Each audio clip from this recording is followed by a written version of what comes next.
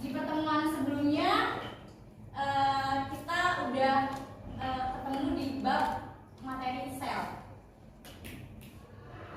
Oh ya, sebelum mulai pembelajaran hari ini, baiknya kita berdoa terlebih dahulu ya. Buat ketua kelasnya, Faisal boleh dipimpin teman-temannya untuk berdoa. Sebenarnya alangkah baiknya kita berdoa terlebih dahulu. Berdoa, mulai.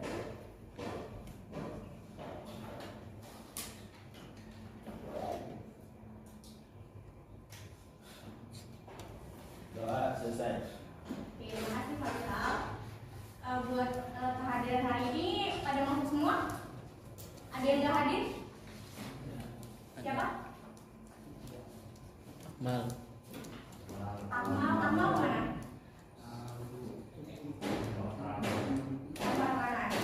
Akmal aja. Ada yang sakit atau apa nggak ada? Adil. Nggak ada. Oke. Kita langsung aja. Di pertemuan hari ini kita masih bahas terkait sel. Di pertemuan sebelumnya kita udah bahas nih terkait permulaan atau pengertian sel. Ada yang masih ingat nggak? Kita pertemuan kemarin bahas apa aja? Sejarah sel, terus pengertian sel, apa lagi? Teori, terus struktur Sel. Emang struktur sel kemarin? Komponen kimia penyusun sel. Saya mau nanya dulu nih ke salah satu dari kalian. Ada yang ingat gak apa itu sel? Siapa ya? Kalau ada yang mau jawab, saya tunjuk deh. Siapa ya? Gali, klik. Sel itu apa nih? Struktur terkecil penyusun makhluk hidup. Benar. Benar kata Gali. Sel itu merupakan struktur terkecil penyusun tubuh makhluk hidup. Nah, di pertemuan kali ini kita bakal bahas lebih detail terkait struktur dan juga fungsi-fungsi pada bagian-bagian yang ada di dalam sel. Tuh. Apa sih Bu manfaat kita belajar terkait struktur sel itu apa? Jadi, ketika kalian sudah memahami atau mengerti terkait struktur sel, maka insya Allah kalian tuh bakal merasa kagum atas ciptaan Allah Subhanahu Wa Taala yang begitu detail, begitu rumit, begitu sempurna. Dengan begitu kita akan menimbulkan rasa syukur yang ada di diri kita. Dengan belajar struktur sel ini, maka kalian akan merasa bahwa kehidupan yang kita jalani sekarang itu prosesnya panjang. Seperti itu. Oke? Di pembelajaran kali ini kita sistemnya agak beda nih dari sebelumnya. Hari ini Ibu bakal melakukan presentasi terlebih dahulu. Nanti baru kegiatan selanjutnya ada games. Kita ngapain games bareng-bareng? Sedikit. Oke? Boleh? Boleh. Oke. Oh ya, sambil saya menerangkan yang terkait struktur sel, kalian boleh dibuka buku catatannya.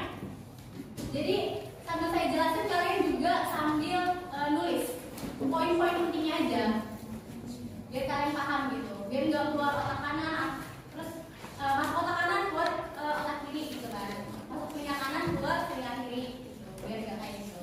Oke, langsung mulai aja ya. Struktur sel dan fungsi bagian-bagian pada sel. Sel ini kebagi jadi dua nih. Ada yang namanya sel eukariotik dan juga sel prokariotik. Apa bedanya? Sel prokariotik ini merupakan makhluk hidup yang nggak punya membran inti, sedangkan sel eukariotik itu dia punya membran inti. Di pertemuan sebelumnya kita udah membahas terkait sel uniseluler sama multiseluler.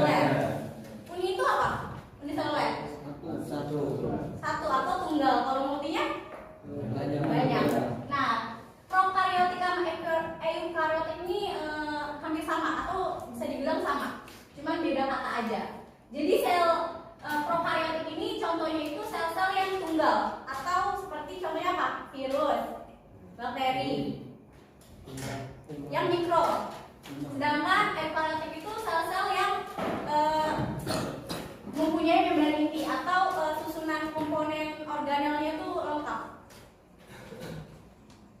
Nah, salah satu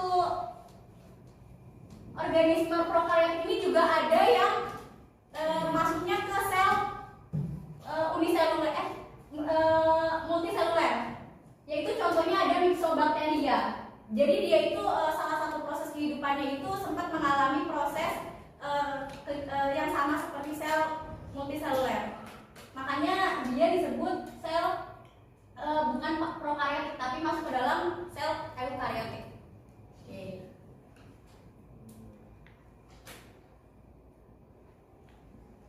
Sekarang ini ada ciri dari struktur sel prokaryotik.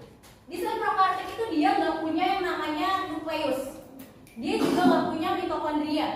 Dia juga nggak punya yang namanya retikulum endoplasma dan juga dia nggak punya membran inti. Berbeda sama sel eukaryotik yang komponennya lengkap atau strukturnya itu ada semua. Ini kelihatan nggak keterangannya? Kurang fokus gitu. Nah, di gambar ini tuh ada gambar perbedaan struktur organel pada sel eukaryotik dan juga prokaryotik. Tapi di sini contohnya sel eukaryotiknya itu pada sel hewan. Bedanya apa sama persamaannya apa? Di sel eukaryotik sama prokaryotik mereka sama-sama memiliki ribosom. Sedangkan perbedaannya itu di eukaryotik dia memiliki nukleus dan juga mitokondria, sedangkan di prokaryotik dia nggak punya. Apa aja susunan sel prokaryotik? Ada ada dinding sel, terus dia punya kapsul, dia juga punya yang namanya flagel. Flagel ini merupakan alat gerak yang digunakan oleh jenis sel prokaryotik. Gitu. Terus ukuran dari sel prokaryotik itu dia lebih kecil ketimbang sel eukaryotik. Dan juga kromatinnya itu berupa molekul tunggal DNA. Dan molekul DNA-nya itu dikelilingi oleh yang namanya protein. Jangan lupa dicatat. Ini sambil saya jelasin, dicatat biar kalian paham. Oke, boleh dilanjut. Boleh dilanjut. Sekarang kita masuk ke dalam struktur dan fungsi bagian-bagian sel pada eukaryotik. Yang pertama itu ada membran sel atau yang biasa kita kenal dengan membran plasma. Membran sel atau membran plasma ini merupakan struktur terluar pada bagian sel. Fungsinya apa? Yaitu untuk mengontrol dan juga mengendalikan pertukaran zat antar sitoplasma dengan lingkungan, dan juga sebagai tempat terjadinya reaksi, serta sebagai reseptor atau penerima rangsangan dari luar. Jadi maksudnya di sini si membran sel ini dia itu sebagai pintu utama dari keluar masuknya zat atau molekul yang ingin melewati sel, entah itu dari dalam sel atau dari luar sel, maka dia akan melewati yang namanya membran sel ini atau membran plasma ini. Gitu. Si membran sel ini juga berfungsi sebagai pelindung sel agar tidak keluar meninggalkan pelindung organel sel atau isi-isi sel agar tidak keluar meninggalkan selnya, serta mengontrol zat-zat yang masuk atau keluar meninggalkan sitoplasma atau bagian terdalam sel sitoplasma. Oke, selanjutnya ini ada sitoplasma. Apa itu sitoplasma? Nah, sitoplasma ini merupakan cairan yang berisi zat-zat yang terlarut yang mengisi ruangan antar sel. Jadi setelah lapisan dinding sel nih, ini misalnya dinding sel nih. Nah, ini tuh seluruhnya ini merupakan sitoplasma, yaitu cairan-cairan yang memenuhi sel. Nah, baru nanti di dalam sitoplasma ini ada organel-organel penyusun sel. Gitu. Nah, sitoplasma ini fungsinya apa? Yaitu untuk mengisi organel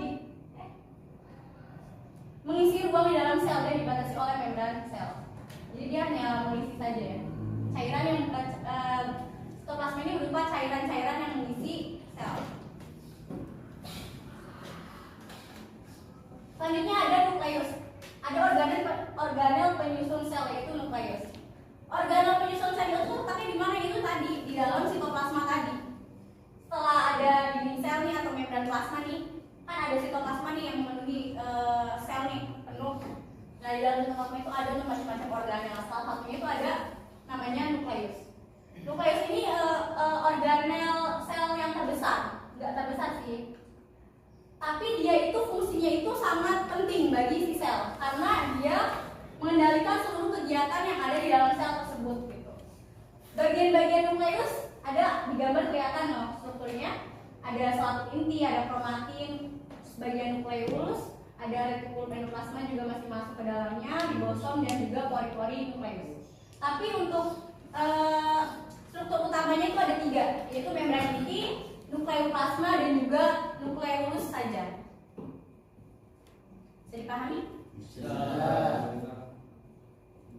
Nah, organel kedua itu ada retikulum endoplasma. Retikulum endoplasma ini merupakan saluran yang berbelok-belok dan sebagai penghubung membran sel dengan membran inti. Bisa kelihatan ya, jadi bentuknya itu kayak labirin tuh. Labirin tuh kayak, pernah lihat labirin nggak? Nah, itu bentuk si retikulum endoplasma tuh kayak gitu tuh. Nah, retikulum endoplasma ini kebagi jadi 2, yaitu ada retikulum endoplasma kasar dan juga retikulum endoplasma halus. Bedanya apa? Kasar sama halus? Bedanya cuma di peletakan ribosom aja. Jadi kalau di kasar itu dia di retikulum endoplasma kasar itu ada ribosomnya, menempel ribosom. Sedangkan di retikulum endoplasma halus itu nggak ada ribosomnya.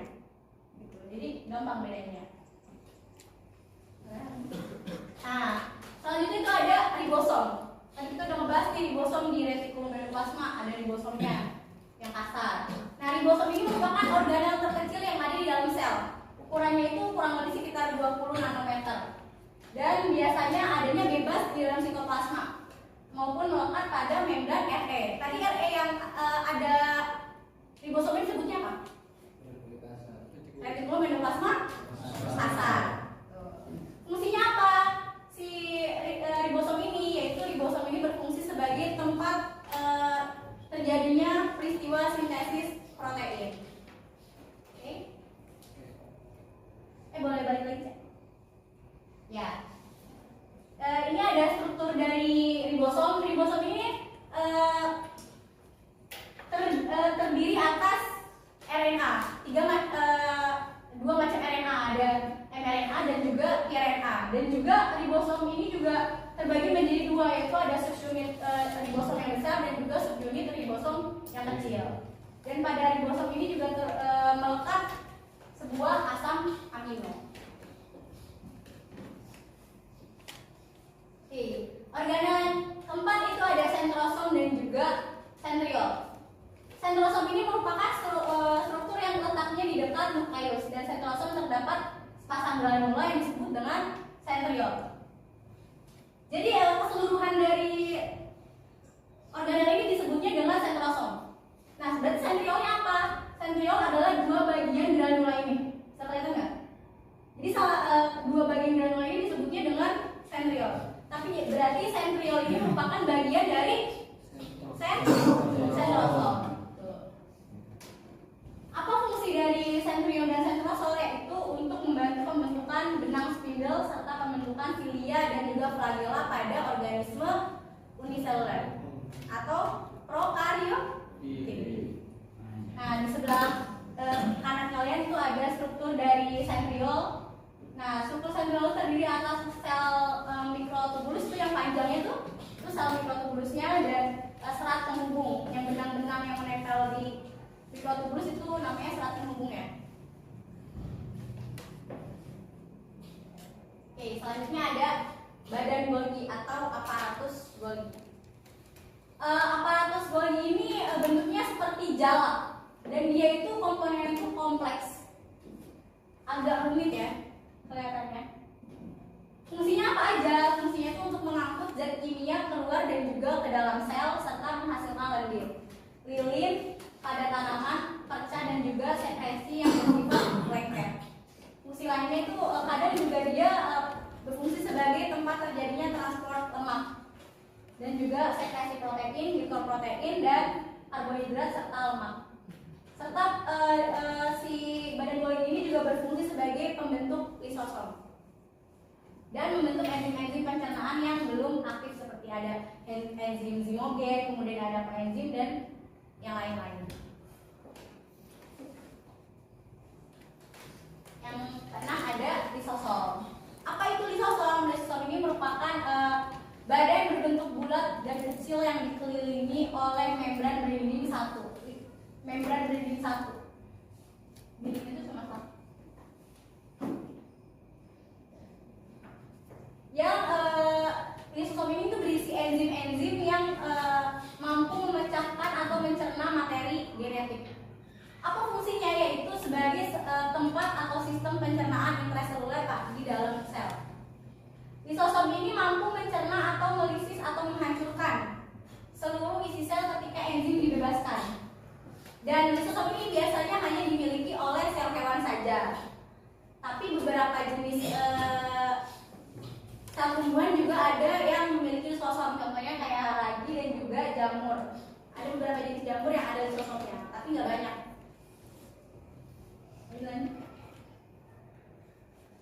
Selanjutnya ada mitokondria. Mitokondria ini merupakan organel sel yang berbentuk seperti sosis. Kayak sosis nggak? Kelihatannya? Iya. Ya kan? Organel sel yang berbentuk seperti sosis dan juga strukturnya itu sangat kompleks dan terdapat pada semua sel eukariotik aerobik. Dan organel ini juga merupakan tempat berlangsungnya respirasi aerobik dalam sel. Respirasi aerobik itu peristiwa metabolisme yang memerlukan yang namanya oksigen.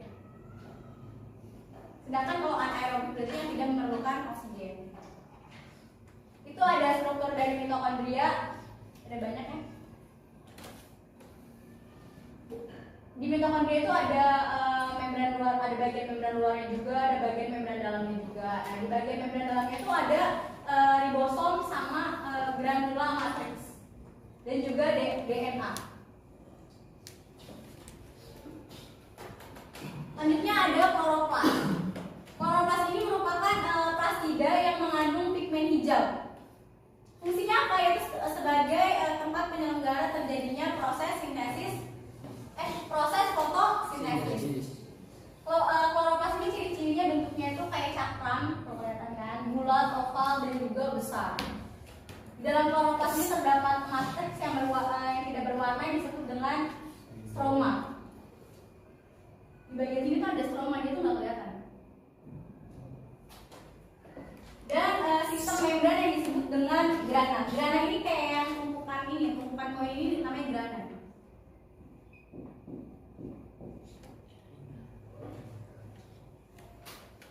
Peran pigmen fotosintesis pada tumbuhan ini untuk menyerap energi cahaya yang kemudian diubah menjadi energi kimia.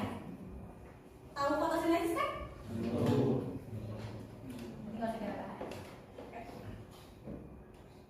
Selanjutnya ada yang terakhir itu ada vakuola.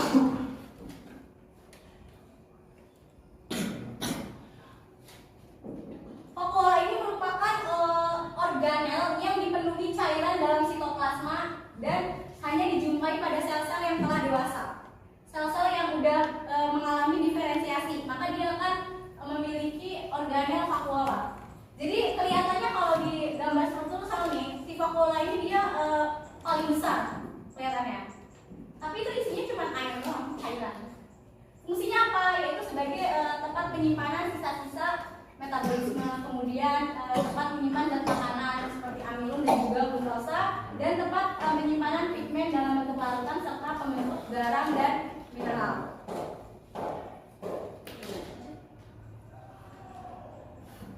Oke, selanjutnya itu ada perbedaan antara sel tumbuhan dan juga sel hewan.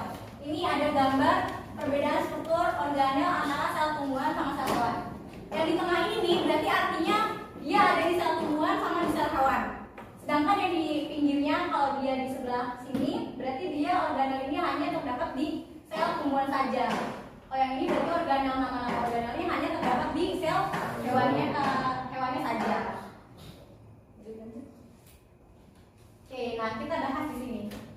perbedaan sel tumbuhan sama sel hewan.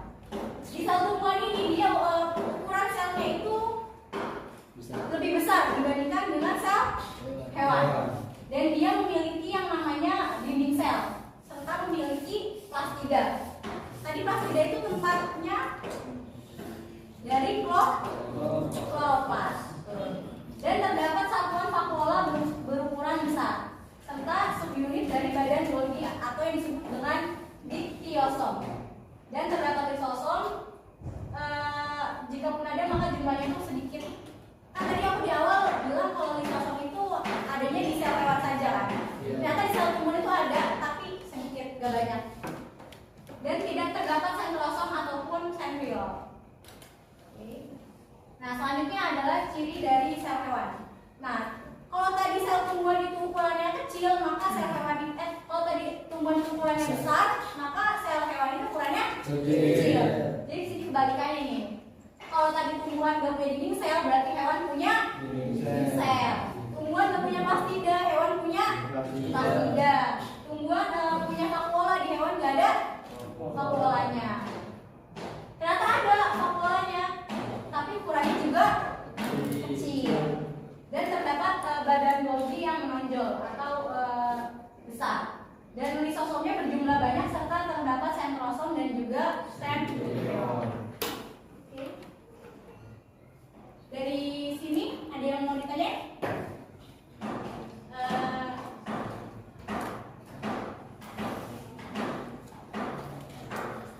Ada yang mau ditanyakan dari materi yang barusan saya sampaikan? Tadi yang antara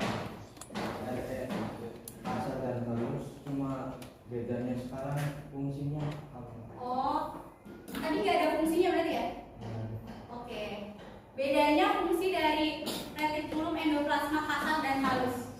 Kalau tadi perbedaan cirinya, kalau yang kasar itu ditempeli dengan yang namanya ribosom, kalau halus itu enggak. Fungsinya apa? Kalau yang kita review dulu. Fungsi ribosom itu sendiri apa? Sintesis protein. Dan ribosom itu ada yang menempel pada retikulum endoplasma. Berarti fungsi retikulum endoplasma kasar itu apa? Yaitu sebagai tempat penampungan hasil sintesis protein yang dilakukan oleh ribosom. Sedangkan kalau RE halus itu berarti fungsinya dia itu untuk sintesis lemak dan juga fosfolipid. Gimana sih? Bisa dipahami? Jangan lupa dicatat deh. Ya, nggak ada yang mau ditanya lagi? Ya udah. Kalau nggak ada yang mau ditanya lagi, kita sekarang main. Belajar sambil bermain. Boleh nggak? Boleh. Oke. Boleh satu orang bantuin saya buat masang alat peragamnya? Satu siapa aja? Nasib. Boleh? Siapa aja? Nasib. Siapa yang butuh? Kita pasang ini dulu di papan tulis. Iya, benar. Kamu boleh pilih ini.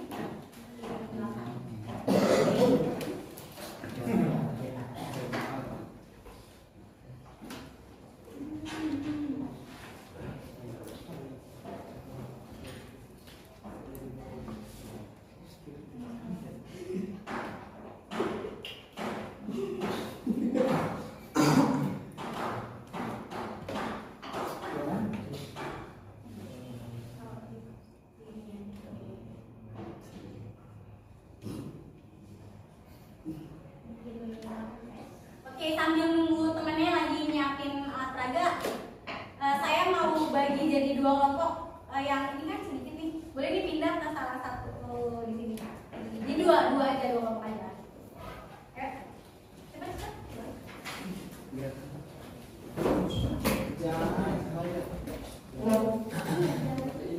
Itu ada kursi. Kita sebut aja kelompoknya yang ada asifnya itu kelompok 1. Ini berarti kelompok 2.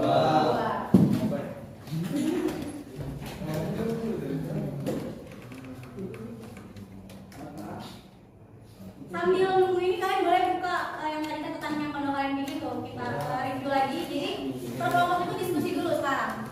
Diskusi terkait tadi materi yang udah saya sampaikan buat biar main gamenya kalian gampang dan benar.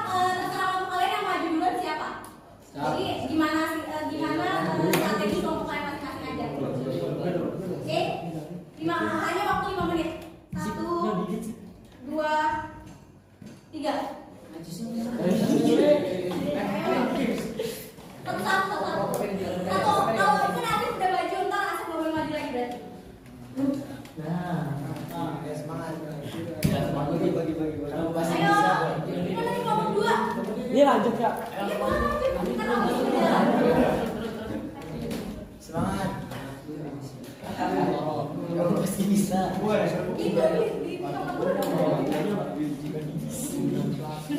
Terus gantian dong ganti satu. Kalau teman-teman saya di depan jangan maju.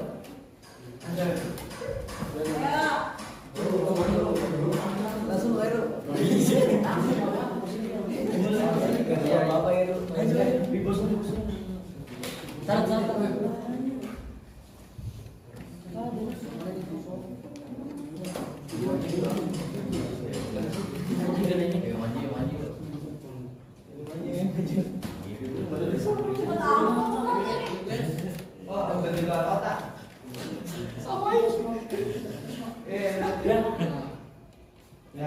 Siapa tahu yang kelompok satu ada yang salah. Enggak, alhamdulillah. Kelompok satu yang beli itu enggak? Enggak. Percaya diri mas. Tahu aduh. Kalau saya tahu. Aduh, berdasarkan pengetahuan masing-masing. Bener nih kelompok satu ya ini jawabannya. Yakin. 100%. Takut. 1000. Terus ini saya gimana? Siapa tahu kan untuk kelompok satu dua tapi dia jawabannya dia salah. Betul. Tetap 1000%. Nomor 1 1000%. Ayo kelompok dua. Jangan. Masih ada 2 tahun lagi. Tapi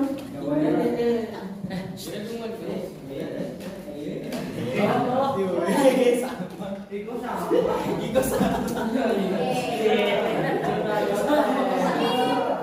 selesai. Ya kurang dari 5 menit lah. Tepuk tangan dong dulu.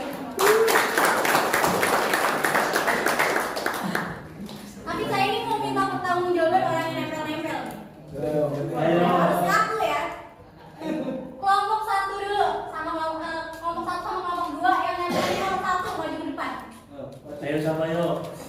Ayo. Mas aku dong. Ayo. Yang nempel nomor satu siapa?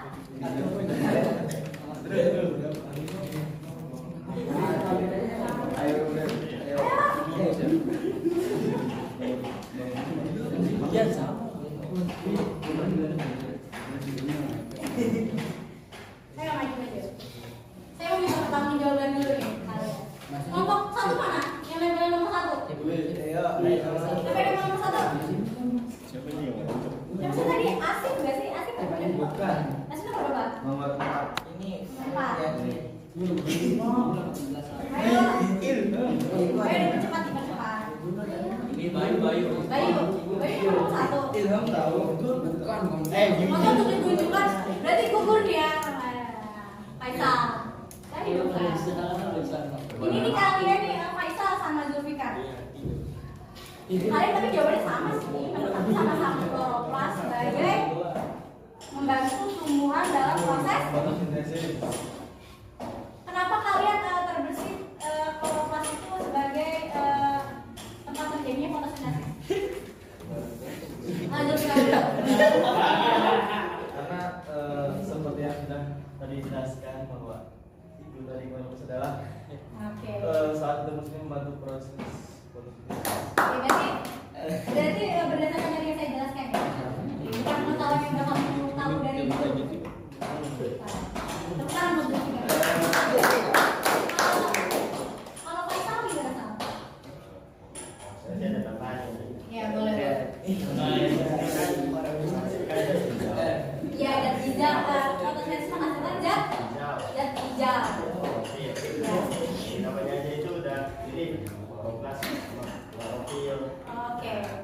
Jadi kamu memutuskan kalau Chloroplast itu sebagai membantu tumbuhan dalam proses fotosintesis. Tangan dong. Benar ya? Jawaban kedua ini benar. Oke, silakan Mas. Kasih ya. Jawaban kedua ini benar.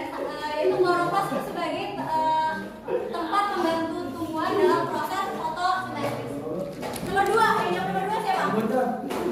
Tanggung jawab dong sama jawabannya. Kamu maju aja. Nomor 2 nih, mitokondria sebagai tempat berlangsungnya respirasi aerob.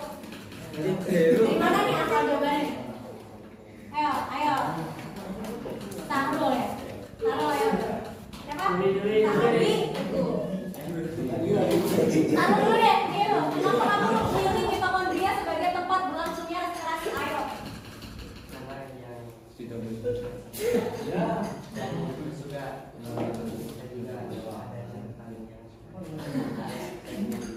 Oh, jadi sebelumnya kamu udah punya pengetahuan terlebih dahulu nih, sebelum saya mulai mengajar terkait struktur sel. Oke. Berarti si Syarul ini dia bagus ya cara pembelajaran. Jadi sebelum saya mulai mengajar, dia sudah mulai belajar terlebih dahulu atau belajar di rumah terkait materi yang akan dipelajari sebelumnya. Kalau ada, tepuk tangan untuk Syarul. Karena dari itu kenapa pilih mitokondria sebagai tempat berlangsungnya?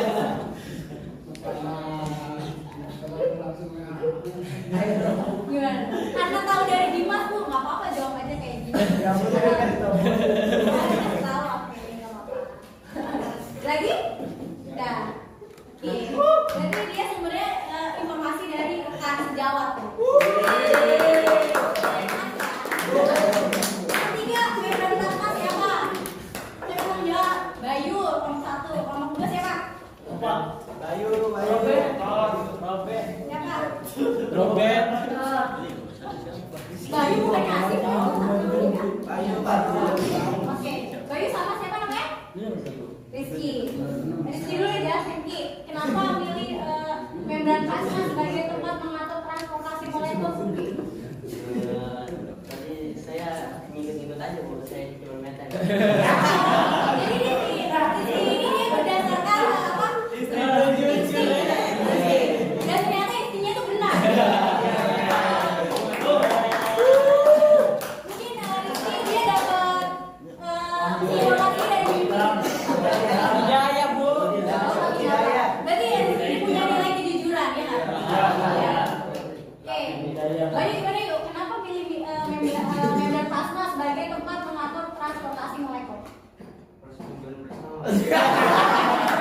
Berarti kamu tadi tuh sebelum membran plasma nih diskusi dulu gitu. Ini di mana nih letaknya nomor berapa gitu kan? Iya. Dan kamu memutuskan untuk di nomor 3. Dan tentunya jawabannya itu benar.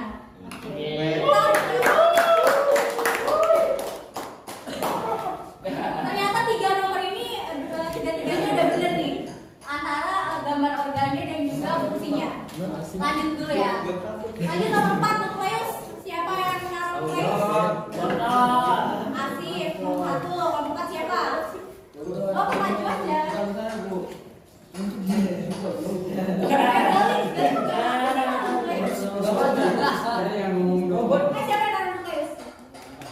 Robert ya? Maju. Oh enggak, udah nih kelompok 2 nih tidak mau bertanggung jawab atas apa yang tadi lakukan. Cowok tuh nggak boleh gitu, harus bertanggung jawab. Oke, ada revisi berarti. Ada revisi. Oke. Sif, kenapa sih naruh nukleusnya di tempat pembentuk protein ya? Karena yang udah kalian jelasin si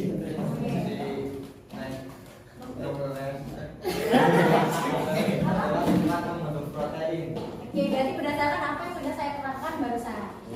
Tidak ada informasi dari teman atau dari pengetahuan kamu sebelumnya? Berarti tadi kamu saya terakhir tuh dengerin banget gitu. Akhirnya kamu bisa tahu bahwa itu fungsinya apa kan? Atribisi gimana atribisi? Karena udah lihat Oh tadi kamu jadi sumbernya dari buku. Sebelum aja tuh kamu lihat buku ternyata flash itu fungsinya sebagai tempat membentuk protein. Oke, makasih. Boleh. Tabel nomor 5 list kosong. Siapa yang naruh? Ini nomor berapa nih? List kosong. Siapa namanya? Asmi, kelompok 2. Kelompok siapa? Asli musyawarah belum. Oh, Hasmi. Kelompok 1 siapa? Siapa namanya? Riyadi. Kelompok 1 Riyadi. Oke, Hasmi dulu nih. Kenapa kalau sosok sebagai tempat sistem pencernaan intraseluler?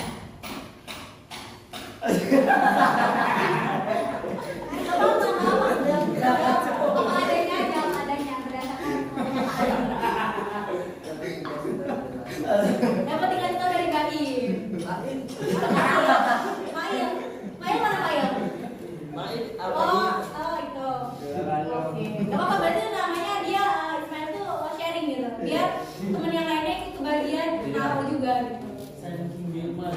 Makasih dong sama Mail jawabannya udah benar. Oh iya.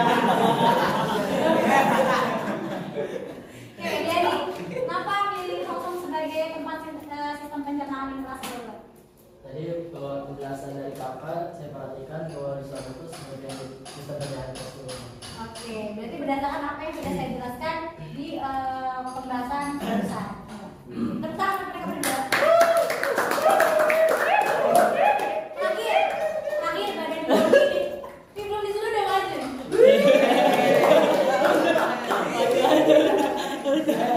Badan biologi siapa yang mau? Tanggung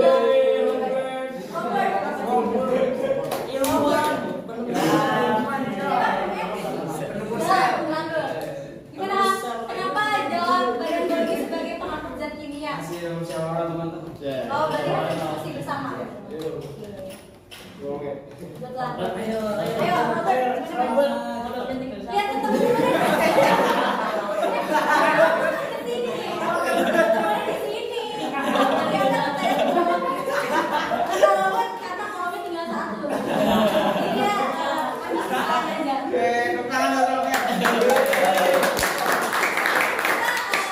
Yang kolom salah satu Robert itu jawabannya itu benar. Oke, dan ternyata hasil dari kedua kelompok ini sama aja ya.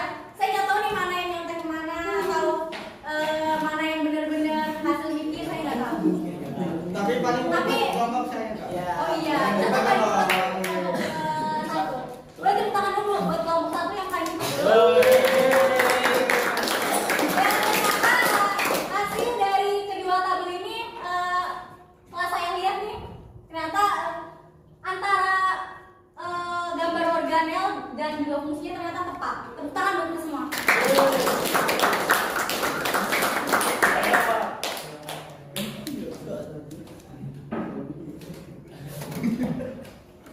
Ya sekarang kalian boleh yang tadi kalian udah nyatetkan ya, udah bikin rangkuman. Nanti jangan lupa dikumpulin itunya rangkumannya yang udah saya jelasin. Kalau mau dikasih tambahan lagi boleh, terserah. Nanti dikumpulin ke kelasnya, kalau Faisal nanti kumpulin ya rangkumannya. Siap, siap.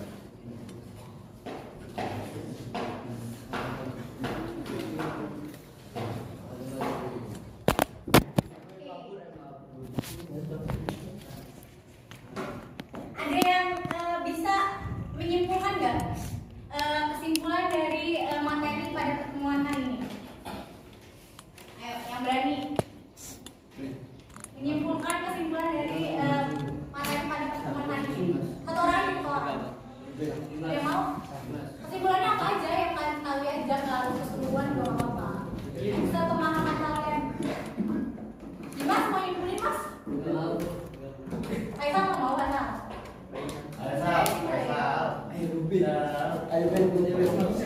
Jadi mau nyimpulin? Yang berdasarkan pemahaman kamu aja. Masa nggak ada sih? Ayo dong.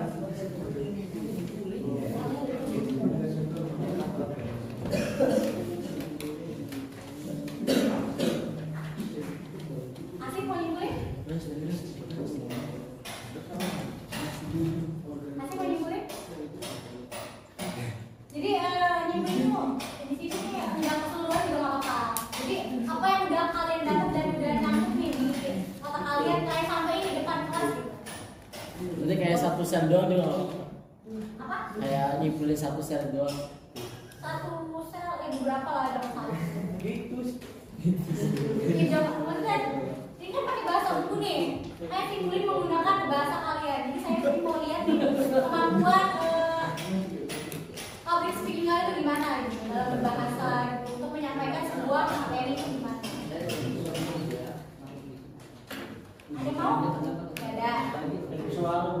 Udah nggak apa-apa. Ayo.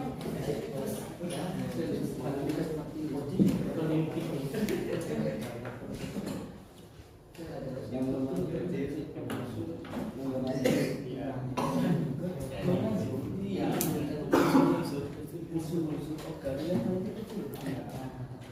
Gali lagi ya. Tadi udah ngomong kan.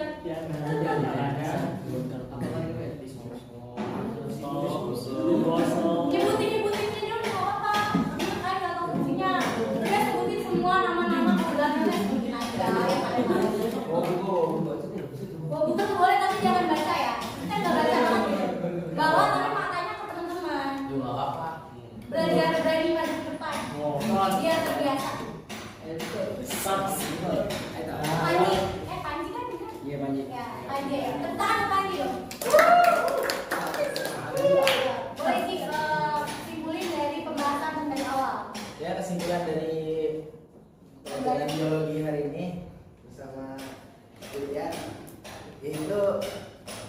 pertama saya menyebutkan soal organisasi aja ya. Kesimpulannya itu organisasi terdiri dari banyak, maksudnya banyak apa namanya? Banyak organel ya gitu. Dekat aja. Yang pertama nukleus. Nukleus itu organisasi terpenting. Maksudnya ya sebagai intinya gitu. Nah, fungsi dari nukleus itu ini tempat pembentukan protein. Yang kedua retikulum endoplasma.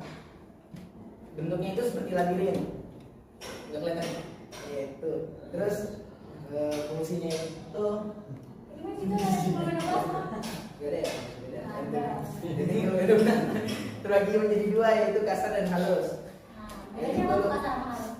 Bedanya yang kasar itu memiliki ribosom dan yang halus itu tidak memiliki ribosom. Terus yang ketiga itu ribosom. Fungsinya itu ribosom itu terjadinya tempat terjadinya sintetis protein. Yang keempat itu sentrosom dan sentriol. Sentrosom dan sentriol itu apa ya? Tempat bentuknya silia dan flagella. Terus badan Golgi itu membentuk lisosom. Lisosom biasa dimiliki di sel hewan saja, dapat dimiliki sel tumbuhan tapi hanya sedikit. Mitokondria, tempat berlangsungnya respirasi aerobik. Kloroplas, penyelenggara fotosintesis karena memiliki zat hijau. Vakuola, tempat menyimpan sisa zat makanan. Penjelasan yang setelahnya yaitu perbedaan sel tumbuhan dan sel hewan. Sel tumbuhan itu selnya lebih besar, memiliki dinding sel, memiliki plastida, memiliki vakuola, memiliki badan Golgi, lisosom, sentrosom dan sentriol. Dan sel hewan, selnya itu berukuran agak kecil, tidak memiliki dinding sel, tidak memiliki plastida, tidak memiliki vakuola, tidak memiliki badan Golgi, memiliki tidak memiliki lisosom, tapi jika memiliki itu hanya kecil, sedikit gitu. Terus udah. Sekarang kamu tanya. Terima kasih ya, Adi. Jadi saya sedikit lebih memperjelas lagi kesimpulan di pertemuan pada hari ini. Kesimpulan pembelajaran hari ini itu pertama itu sel itu terbagi atas dua, itu ada sel prokaryotik dan kemudian struktur sel itu ada struktur inti dan juga struktur organel. Struktur inti itu ada yang namanya sitoplasma dan juga membran. Sedangkan organel-organel itu yang ada di kantong macam-macam, ada kloroplas, ada mitokondria, badan Golgi, retikulum endoplasma, ribosom, lisosom dan sebagainya. Selanjutnya itu ada perbedaan dari sel tumbuhan dan sel hewan. Perbedaannya apa ya? Kalau sel tumbuhan itu bentuknya agak besar, maka sel hewan itu kebalikannya, itu lebih kecil. Sel tumbuhan punya kloroplas, maka di sel hewan dia nggak punya kloroplas. Sel tumbuhan punya dinding sel, di sel hewan dia nggak punya dinding sel, dan sebagainya. Oke. Alhamdulillah pertemuan hari ini udah selesai. Kita lanjut di pertemuan selanjutnya, kita bakal bahas terkait transportasi pada membran plasma. Nah, untuk di pertemuan berikutnya saya ingin menugaskan kepada kalian, ini kan ada dua kelompok ya. Nah, setiap kelompok itu di pertemuan selanjutnya kalian boleh bawa 2 kentang sama teh celup masing-masing kelompok. Kentangnya 2, kelompok 2, jadi ada 4 kelompok. Teh celupnya 2 kan? Teh celupnya boleh 2 biji. Nanti kita minggu depan kita praktek di bareng-bareng terkait diskusi dan juga osmosis. Oke, bisa dimengerti? Ya. Ada yang mau ditanyakan lagi dari pertemuan hari ini? Tidak ada. Oke, ya. Alhamdulillah. Oke, sebelum mengakhiri pertemuan hari ini, alangkah baiknya kita berdoa terlebih dahulu agar ilmu yang kita dapat ini dapat bermanfaat bagi kita. Boleh untuk kelas Faisal dipimpin teman-temannya untuk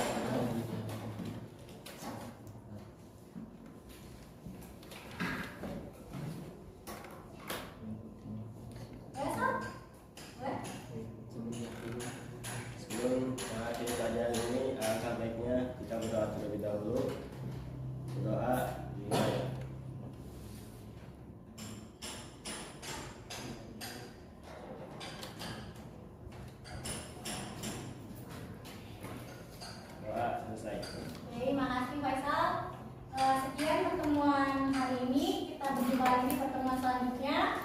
Terima kasih kepada kelas IPA 1 yang telah mengikuti proses pembelajaran hari ini dengan sangat baik dan sangat aktif.